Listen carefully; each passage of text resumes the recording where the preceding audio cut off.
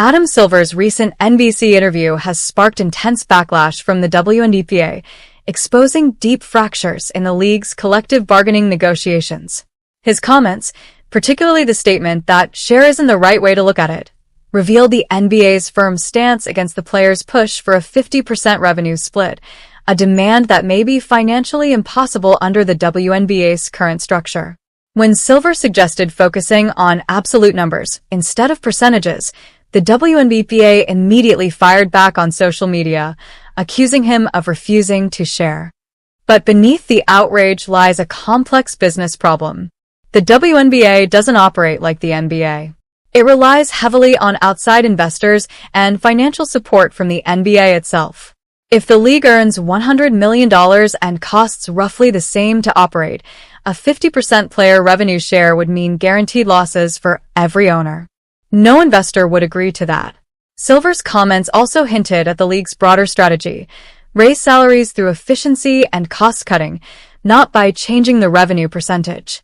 Reports suggest potential pay increases, the maximum salary rising from around $200,000 to $850,000 and the minimum to over $300,000, but the revenue split will remain fixed. The league seems focused on financial sustainability rather than structural overhaul. The WNBA, however, views this as dismissive. Players want long-term security tied to league growth, not temporary raises that depend on management's discretion. They're also frustrated by the lack of transparency, believing rising ticket sales, merch, and Caitlin Clark-driven viewership should yield bigger payouts. But according to insiders, even if players received 80% of their merchandise and ticket revenue, it would only amount to about $1 million more across the league. The money simply isn't there. This negotiation impasse is fueling speculation about the league's future.